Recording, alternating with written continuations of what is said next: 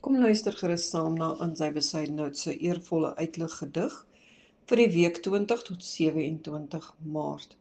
Baie geluk Jana Fourie met jou gedig Lanterns. Die lanterns skyn flou op die grou horison, nes die rooi hibiscusblare wat te ryp aan hulle takke tros.